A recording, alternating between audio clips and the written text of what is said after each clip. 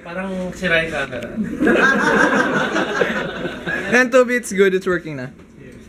Para witness protection program. Kaya nga eh, may black bar dapat. Sensor. Tapos lalalim mo may boses mo doon. Bili ka na lang ng shades na. May mechanical voice dapat, the distorted.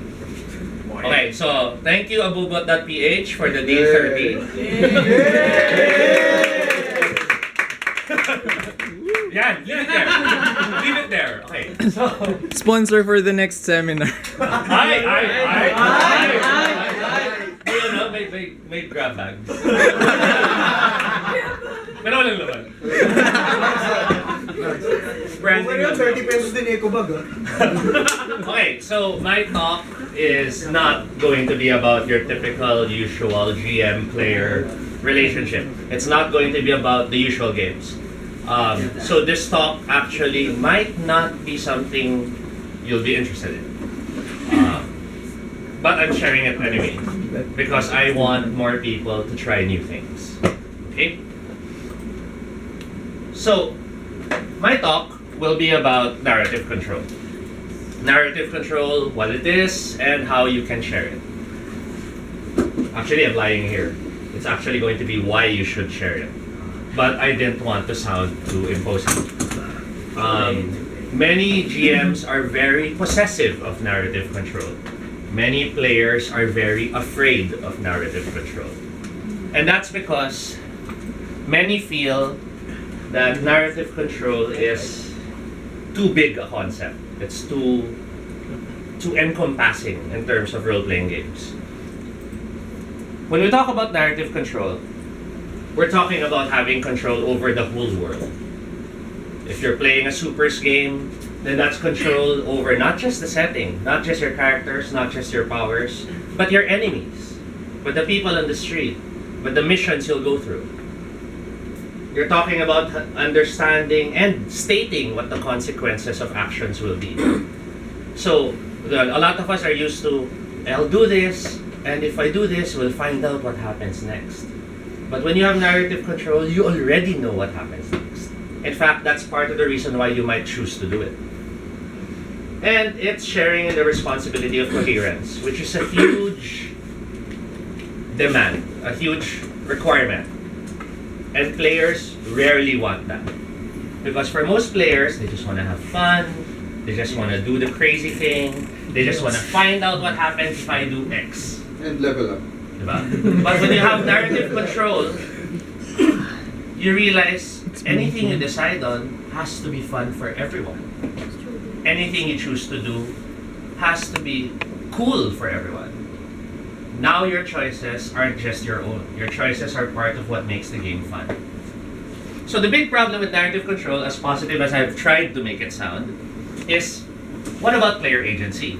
Parang what's the point of playing the game if I don't have player agency? And some of you are wondering what player agency is, so in a single attempt, I shall cover it. Player agency is about making decisions that matter to your character. I'm a paladin, therefore I notice this camp with bandits, I have to confront them. Player agency demands I do that. And your decisions then have weight and consequences. Even better is if all of your actions actually have repercussions later down the line. Many feel this is what a player should only care about, and the narrative is up to the GM. So my attempt today is to try to say why it doesn't have to always be two separate things. Why players and GMs can share in narrative control and still maintain player agency. So, when we're talking about narrative control and player agency, we have normally the clashing of butts. The clashing of heads. Not butts, but butts are good. Okay. So normally when people think about having narrative control in their hands, they want to stop. They're scared. They're not sure which way is the right way to do things. They're not sure if what if I state that, you know, the dagger's poison, edi sinira ko na yung game because there wasn't plans for poison. Or what if I state that this person's actually the betrayer, baka naman the GM plans someone else to be the traitor. Those type of questions are what keep players from having a more confident stance towards narrative control. And it's understandable because most games don't share narrative control. Most games are a GM-player segregated relationship. Some games even have a GM-player adversarial. It's, the GM must fight the players and try to kill them. The players must survive the GM and try to win. I don't play that way. I used to, not as long as Mon has, of course. But in the many years I've been playing, I've gotten to the point that I've gotten tired of having to be the GM's enemy or the player's antagonist. I realized one of the best things about when you're running a game is you hear players speculate, and all these speculations are, why are we just throwing them away? Why don't we make them part of the story? So, I've been talking a lot, and I'm hopefully still connecting with some of you. I'm not sure if this concept is really, really big. So I tried to condense it. I tried to make it something easier to understand. I first encountered sharing narrative control in a number of indie games. Although it did not start with John Wick's Houses of the Blooded, it was where I really got a better grasp of it. But earlier games have been having it. And the basic idea of narrative control is rather than tell the player or ask the player what do, you actually ask the player, you tell me. So it's something like, we see a dead body. Normal game, players, I'll look for clues, I'll look for the murder weapon, blah, blah, blah. Normal game, GM will go, okay, roll this stat. And then from the success, okay, you find black. With shared narrative control, the ball totally changes the game. Because now, when you find a dead body, the GM asks the player, who is it? The player now decides. So the player could state, it's your mother. So now it's a murder of a family member. Likewise, the player might state, oh, it's Bishop Makani, the arch rival of your character. So someone has killed your enemy. The players are now all shaping the story at the same time. Hence, the importance of coherence. Diba? Like I mentioned earlier, narrative control requires players to be willing to have the responsibility of coherence. And the importance of making sure it's fun for everyone. So, since I believe they work together, and many of you are still wondering, parang, okay, how do games work when narrative control is shared? Parang, how does a mystery work when you're already the one giving the details? How does a suspenseful scene happen when you already know what's behind the door? Diba? In a normal game, I'll open the door, GM, what do I see inside? In a narrative control game, you can state what's inside. So how does it work? And the best way I could think of making it work was to break it down into what I felt were the key areas where there is conflict in seeing narrative control and player agency function. And that is consequence versus drama, creative freedom versus the system, setting the scene versus opportunities, and omniscience versus camera focus. So, we'll start with the first one, consequence versus drama. Consequence is all about, I'll do this, I'll find out what happens when I roll the die. Consequence is also about, you rolled bad, so you're dead. You failed. Diba? That's what consequence is. And there's nothing wrong with that. We feel that's how it should be because games follow a set of rules. Drama, on the other hand, is everything we see in movies and TV, which makes sense, but we also complain about. For example, patayin mo na, siya yung kontrabida. But they don't. And the story goes on. Diba? Or horror movies. Diba? Don't go alone, but you still will. Diba? We hate them for doing that, but since they're doing it, the story works for us. So that's the opposing sides. Now, how do we unite the two? What we therefore do to unite them is to have an understanding of what each component shares. Consequence gives risk and suspense, and everyone understands that. Diba? I attack, if my roll is high enough, let's see, let's find out. There's of course the unlucky roll death, which is one of the negative sides, which is, you had this beautiful scene, you had this long adventure, and then in the last moment, okay, this happened, make a saving throw, then utter failure. You're suddenly just dead. And for some gamers, that's fine. The mountain could miss. Diba? But sometimes it's totally anticlimactic. It's totally parang, why now? Nasira yung kwento.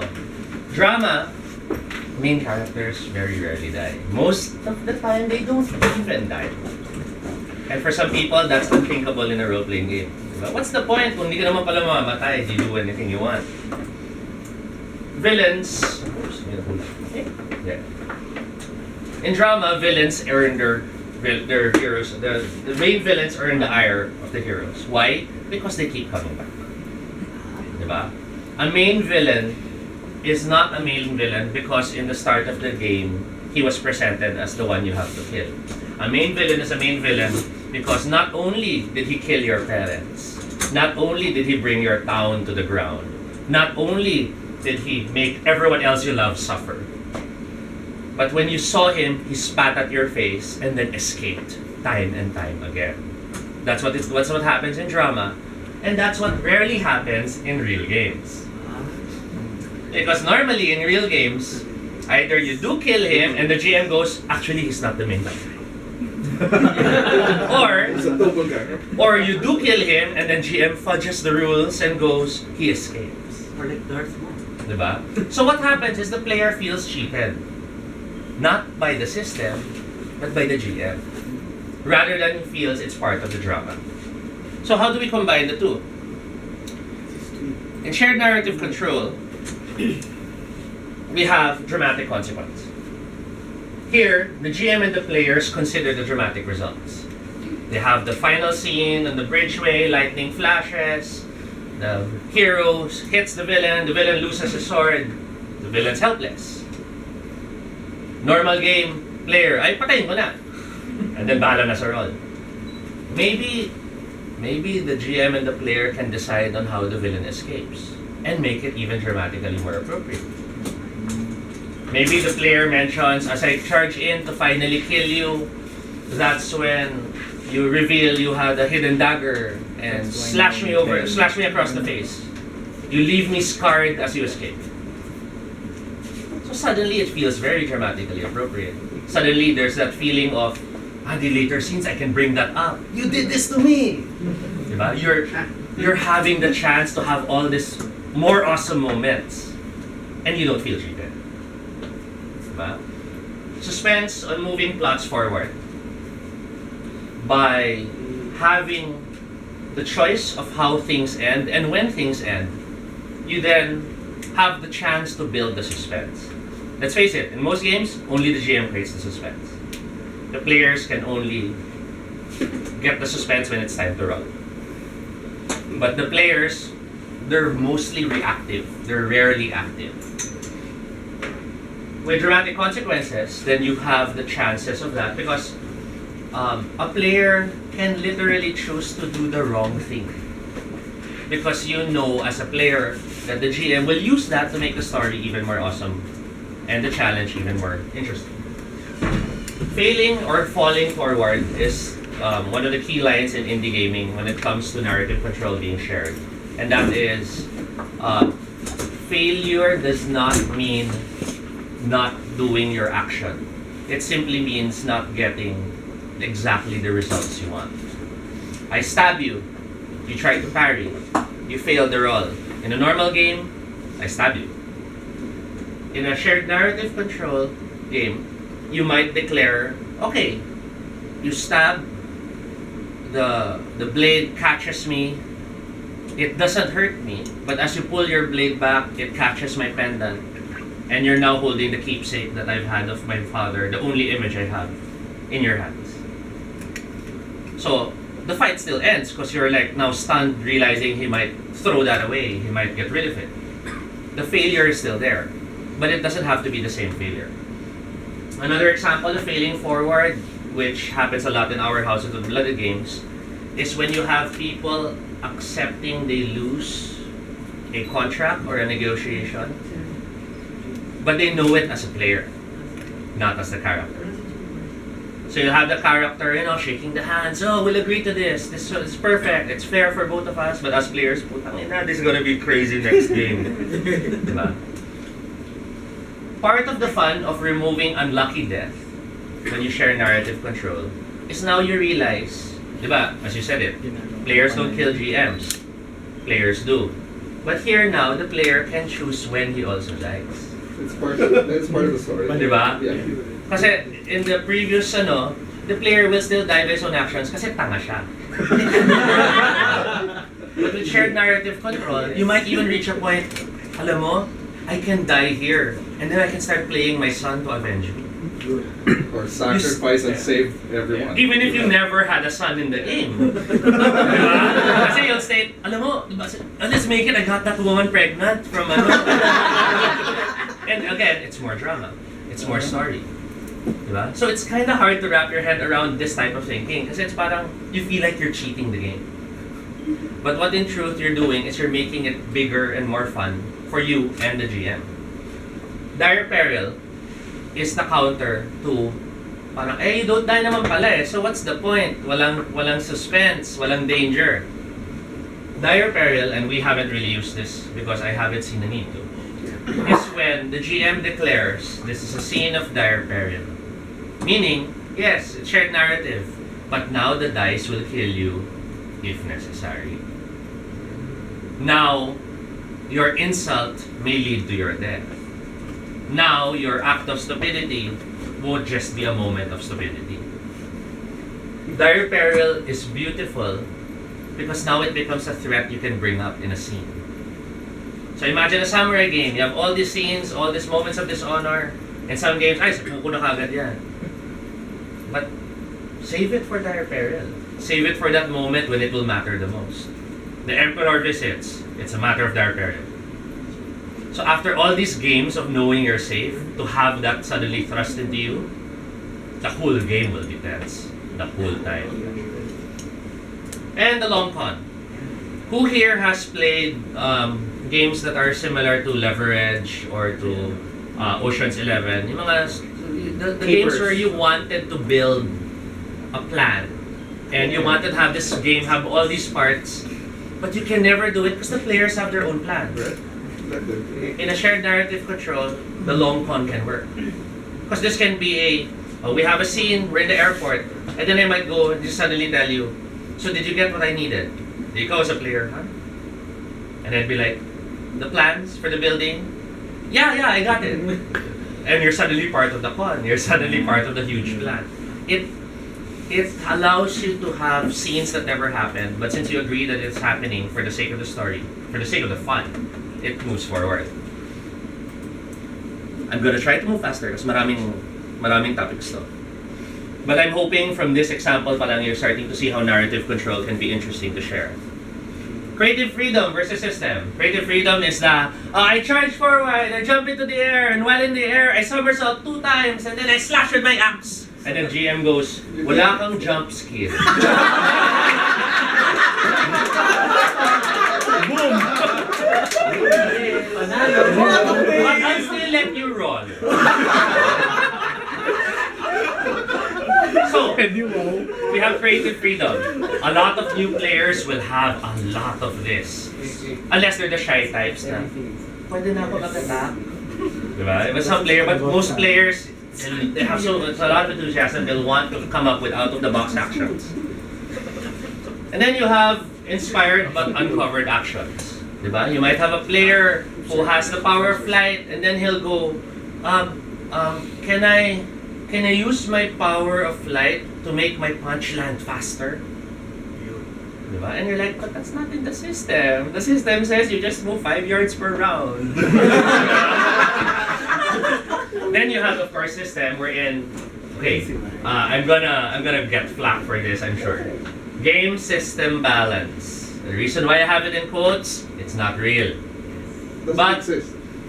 But many believe it is. So I will not say more. But game system balance must be fair for all players. Diba? Pinayagan mo siya mag-double somersault habang tumalon at nag-flash ng axe. Ako rin. Di ako rin! Diba? Pero sagot mo, okay lang, may job skill ka. Pero syempre, sagot ng third player, ang daya! Siya meron, siya wala. Ako rin. Magulo na yung system. Diba? So yun yung clash. So how do we find a way to connect it? Especially since we want to always encourage creativity, not insanity. Fabs. Diba? At least narrative insanity naman. I split my hair. Eh, tsaka si Fabs, Fabs is there's creativity, there's insanity. Fabs is nativity. Diba? Nanganganak ng sarili niya yun. Diba? Ano mo, may indestructible bahag? Na may sariling ecology. And watch for 10 Okay. years. So how does shared narrative control unite the two? Since system is the heart of every game and creativity is the heart of the players, we have a creative system. We'll have in-game systems that encourage creative ideas and motions or moves. A lot of games actually already have this. They're actually already letting players have some level of narrative control.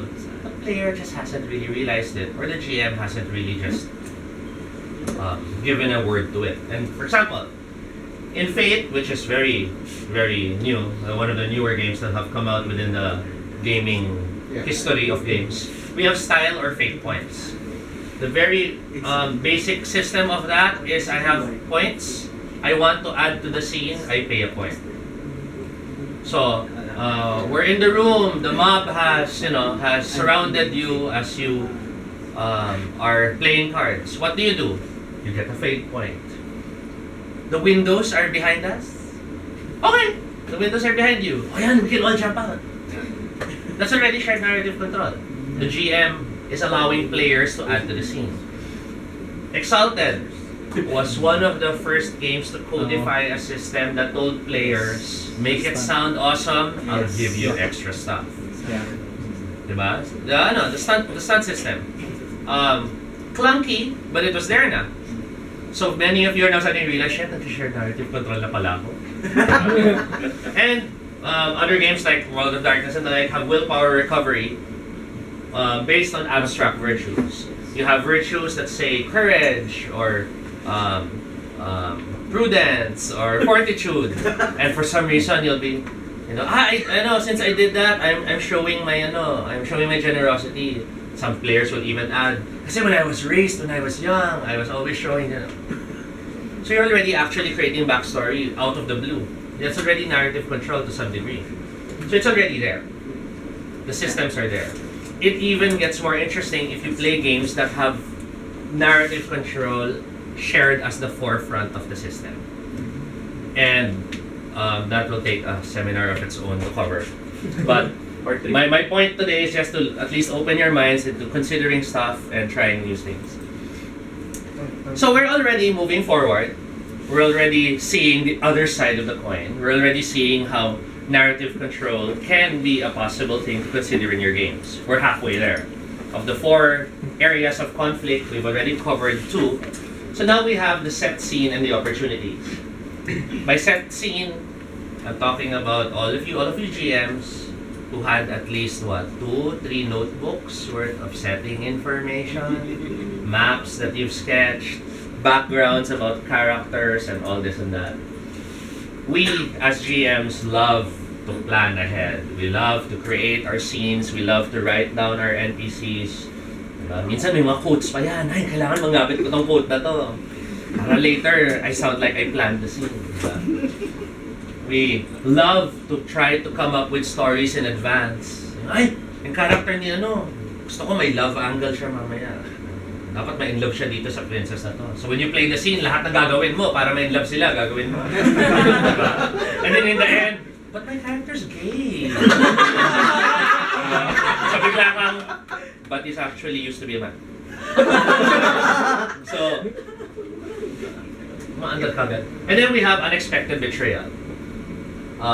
When you try to set the scenes, when GMs try to set the scenes, they love trying to come up with a betrayer that players never expected. Ano yan? Parang parang, what's the word? Parang white elephant.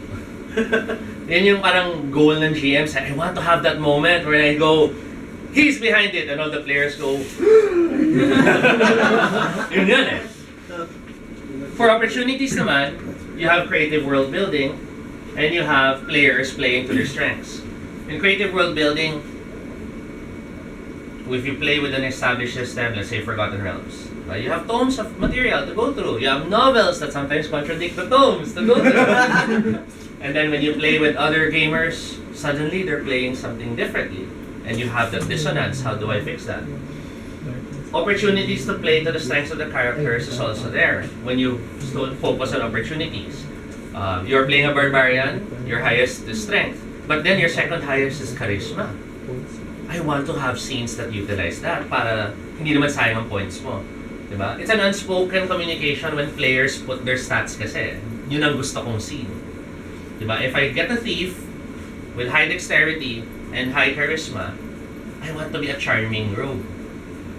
Whereas if I play, let's say, a cleric, but my cleric has strength highest and let's say religion is the highest stat, it sounds like a dissonance, but that's the player telling you, I want to get into a lot of scenes where fighting is involved or strengths are involved, and I want to push my religious agenda.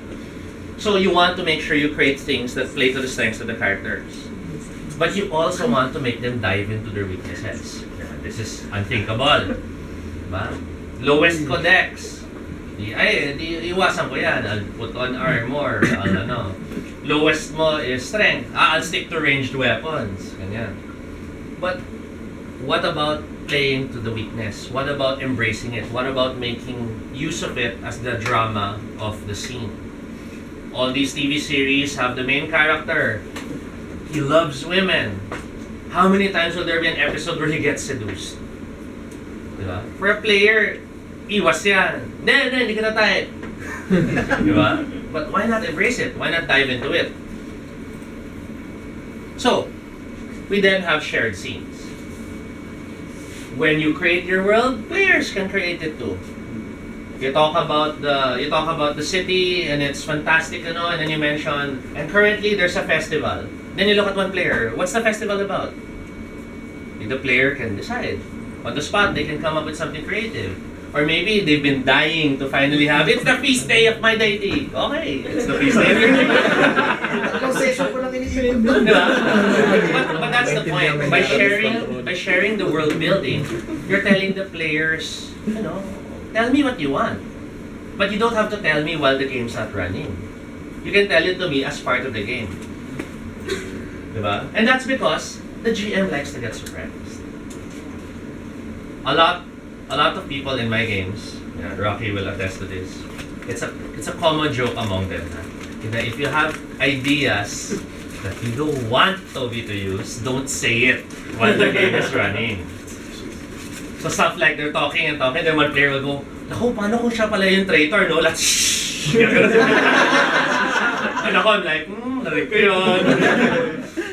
But that's the fun that the GM can get from a shared narrative game. Because now the GM also gets surprised. Not only surprised on what the players will do, but what the players also want to explore. The beauty there is the GM's not carrying it all by himself. The GM knows that the players will also challenge themselves. So yan, you have your character who loves women. You enter the scene and you might declare to the player, so I show up and there's two women right now. My arms are wrapped over their shoulders. And as we sit down, the first thing you all notice, may wedding ring na. Diba? So the players suddenly realize, okay, there's something big happening here. The stories feel less quest-driven and more feel like you're reacting to events that the players are involved in. Inevitable betrayal is one of the huge benefits of a shared scene. Yes, that quote is from there. But inevitable betrayal is this. We all know he will betray us. But we'll trust him pa because the story is still going forward at that point. It still feels okay. And some of you will feel, parang tanga naman, why would the players still trust? Let's face it, in real life, We know a lot of people who shouldn't be who they're with. Person will change for them. They believe that person needs a second chance, and so on and so forth. Inevitable betrayal becomes now an avenue you can have, including all the fun related to it, such as the character. You might mention, oh, I walk into the room and I find the betrayer. I find Marga hunched over the computer. Hindi ako naman parang, okay, so the player wanted the scene where he caught her but hasn't fully caught her. So they can have that banter. Hey, what are you doing? Nothing? Checking the groceries? What's for sale? No, don't look. It's a surprise. So the story flows. And the player now feels, oh, nagagawa ko yung mga moments na gano'n, the funny banter, the surprises. Other example, classic scene in movies. I have a glass, put poison, I give it to you. As we play the scene, normal player, I'm not thirsty. Diba?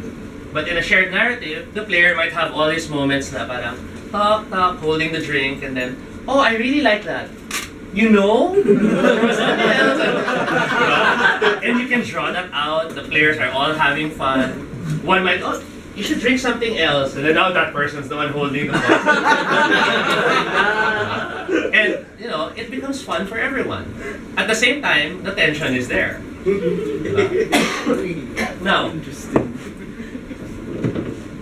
niche celebration happens in shared scenes. A niche. Because in most games, diba, I'm the thief, dapat akong sneaky scenes. I'm the fighter, dapat ako sa fight. Diba? But with shared scenes, we can now play up the weaknesses and strengths of the different characters. Like, maybe the thief gets cornered and has to fight. Normally in a game, yung fighter, hindi, susugod na ako, I'll block. But hindi, you want the drama. So the fighter might describe that as he's running, he hesitates because he sees someone else who needs help. So the thief needs to have another round of combat. And then the fighter finally joins in. Diba? There's that chance to shape scenes more cinematically. There's the chance to play with timing. Normally, players, all they think of is, well, I just have to do it because the gym's gonna kill us. But now there's that level of understanding na, no, we'll still play this. It's not that the thief is totally safe. He won't die, yes. But hey, there are a lot of worse things to happen, like cut off the arm, blind him, diba? Scar him forever, curse him to a woman. So, the drama can still be there. So the drama can still be there. So that's currently 3. Kala nyo ako lang sa video?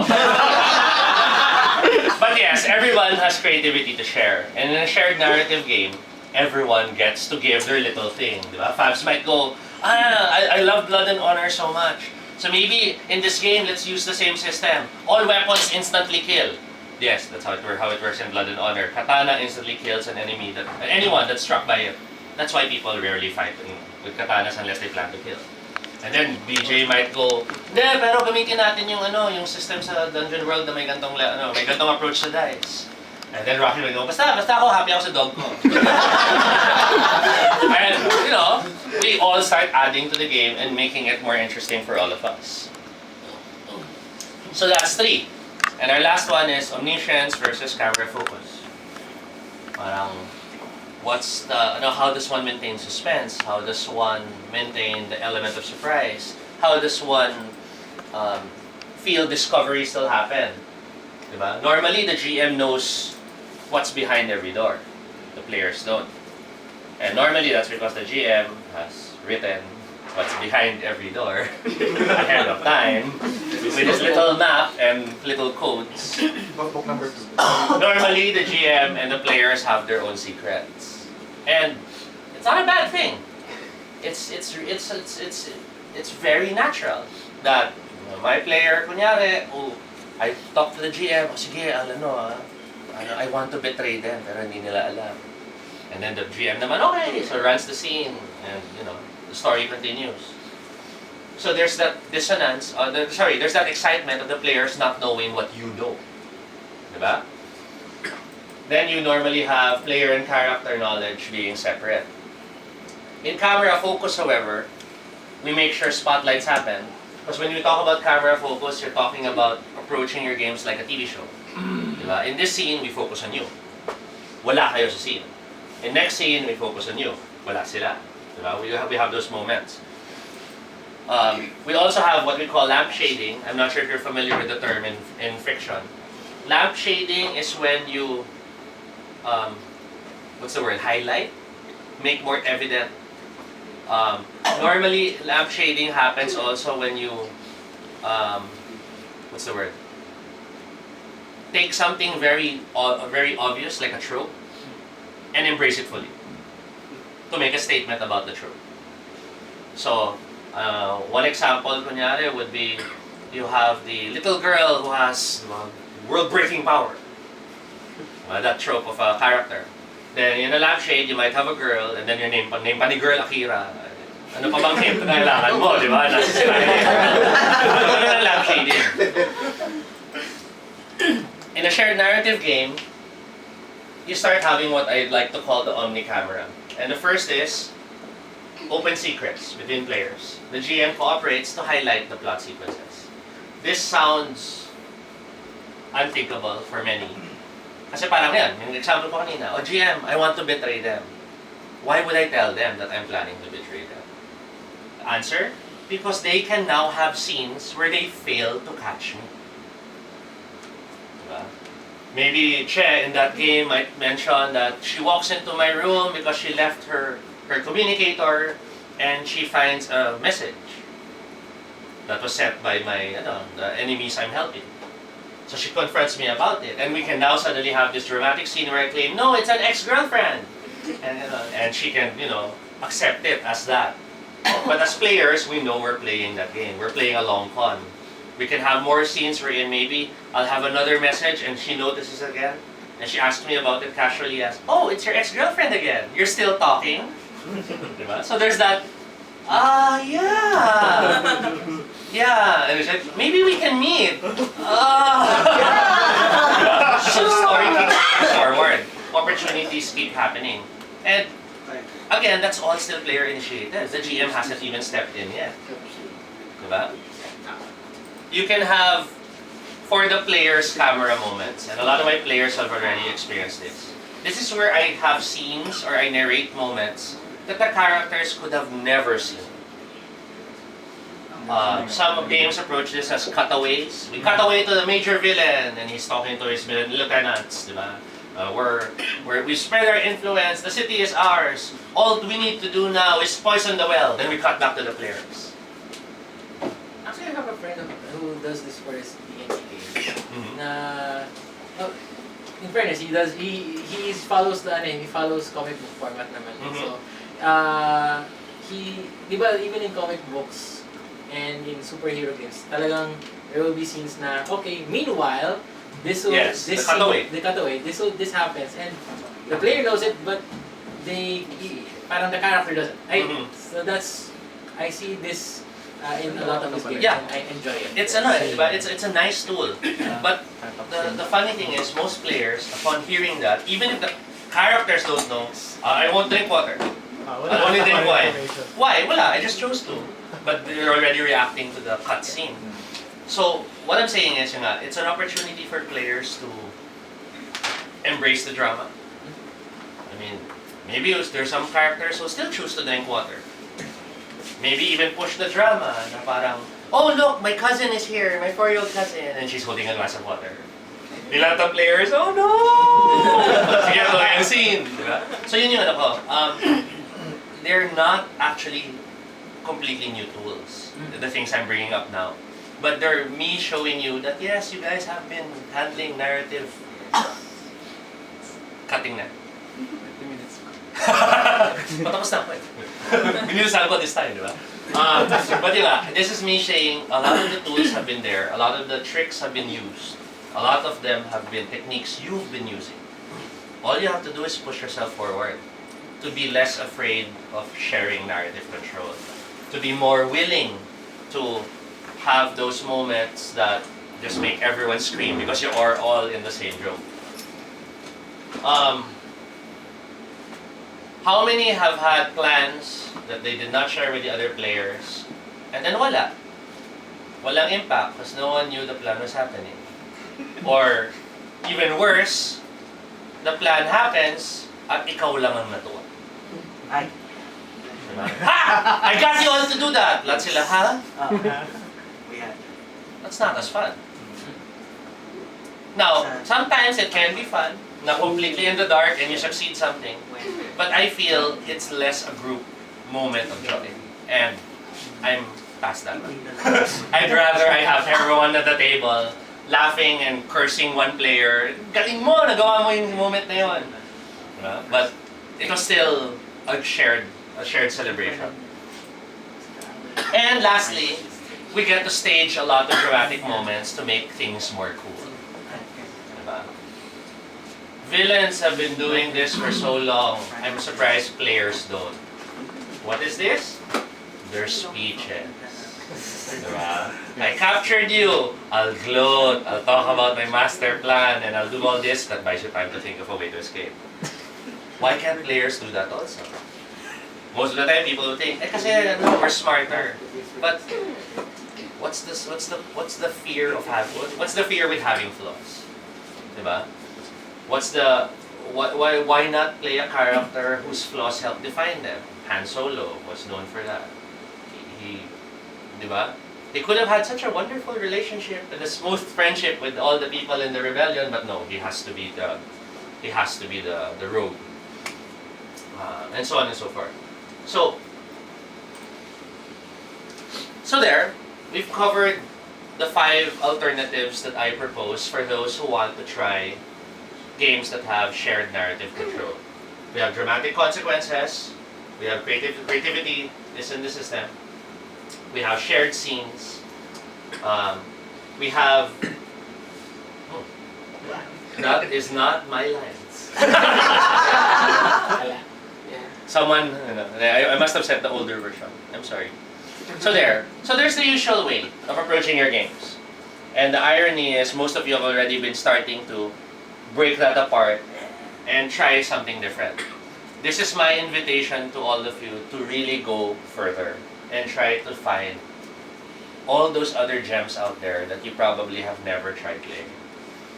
And by gems, I mean a huge range of games. You have games where all the players are the GM. You have games where there is no GM. You have games where there is no character sheet. In fact, your stats are determined by what you're holding in your hand. There are games where all you do is sketch, and that sketch defines your stats. There are games where you draw from your life, and the NPCs are named after your old crushes. Okay? There's so many different games out there, each offering a different experience. And it's, sayang if you stick only to the system you love. I used to be a guy who was so focused on the World of Darkness, but my first few games were Dungeons and Dragons. And the reason why I really fell in love with the World of Darkness was I love the darkness. I love the suspense, I love the horror. And, nowadays a lot of friends tease me that I hate D20. I don't hate D20. I just hate how most people think it's the only game that exists. I do, however, now try to explore a lot of games. In fact, I have made myself this personal commitment of trying 12 new games every year. This is my third year? Third year. And so far I've hit 3. Diba? So I highly recommend you guys try expanding your horizons na rin. Because you'd be surprised eh. A lot of them are hard to grasp at first. Some like Nobilis are probably impossible to grasp. But I was able to break through with Houses of the Blooded at the start, and it suddenly opened my brain to all these different ways to play games. So I'd like you guys to have that same experience as well. Or you could be like Prince and just go, yan na naman si Toby. Okay? So there, search for the different games out there that might expand your horizons. Because shared narrative control is not the only technique or tool that exists. Yeah, that's pretty much already done, already stated. If you want games that, in as much as drive-through RPG is a good place to find a lot of games, most of the indie stuff are not there. So you might have to search online for different ones. If there would be, so I'll leave you guys 3 titles to check out on your own, just because they're really way out there. The first is Psychosis. It's the game with no character sheet. You play with a deck of cards, and the cards in your hand are your stats. It is very. The best way to describe it is it's like Inception, but you're not aware of who you are at the start of the game, because you find out who you are as you play the game. Diba? The second game I would offer would be what we call the American freeform or narrative games. So that the most popular one being Fiasco. Yes. Fiasco is the you actually roll the dice to set the story to start and the characters, and that's it. You only roll again for the aftermath and the end and the tilt in the middle. But it mimics the shows of the Coen brothers, like Burn After Reading, Fargo. The tagline of the game is people with very weak impulse control, and shit gets worse every scene. And the system nicely captures that. One of the beauties of that system is on your turn, you choose. If you create the scene, you set the scene, or you resolve it. So I might, let's say in that game, I choose to set the scene. So I might go, okay, I'm in the bank with you, and we're talking about how we'll share the money. So we're shuffling, we're looking at the money, we start playing the scene, and while we're playing the scene, the other players, they decide, black or white. Black, it doesn't go well for me. White, it does. So, you can set the scene, or you can choose your resolution. And in that basic simple, you'd be surprised, in that simple system, you'd be surprised how it will give you interesting new experiences and new ideas on how you can approach your games. Because we still use it even in other games. It might be something as simple as there's a scene running, and then the other players would hold the die na, no, end bad, we want to see it end bad. Kasi yun nga you start to realize, it's fun It's fun to explore stories and take it in different angles. Now, the biggest problem with shared narrative is some players feel, wala na, hindi na immersive. I'm not the character na. I'm aware of the system. I personally say that's bullshit. The fact that you look at your sheet and see the stats, you are aware of the system the whole time. You're doing that because you have a high stat. You're doing that because you have the skill. Unless you're playing a game, which I've done before, where the GM holds all the character sheets. So as you play, the GM just describes how injured you are, or how tired you are. You have no idea if you're 2 levels down to dying or what. It's fantastic, yes, but as a GM, I had to give up after 2 sessions. It was just too much work. So, do try exploring. Be more willing to have different ways of fun. Really gave 2 games. What was number 3? Oh yeah. GM never shares all the secrets. Toby, this time I got everything. I know. And that's why I have to thank this group for the template. They're the ones who did most of the animations. I just pirated it. Yeah. So let's see. I just want you guys want to meet Rocky, my partner. He only started gaming a year ago. 2000. Sorry. GMing last year. GMing. Yeah, GMing last year. But yun nga, for someone who started 5 years ago, nag-GM na siya. So you guys have to start GMing na rin. And my first game was a shared narrative control. Your first game was a homebrewed game. Yeah, homebrewed shared narrative. Using Mage. O, diba? Tapak. Yeah. So, contacts for those who want to ask for whatever. And don't believe sila BJ. I'm just a gamer. Cut na!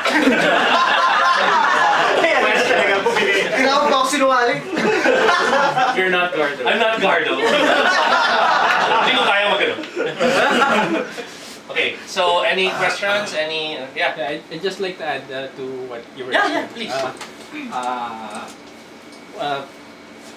We've how is this? Sorry. One of the games which our group is currently playing is Tenra Bancho Zero.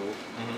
If one of the things about the system is it encourages the players not just to play their characters but to take on the roles of the NPCs. And Should do that too. by giving them the equivalent of the XP or fate points, Mhm. it came to a point actually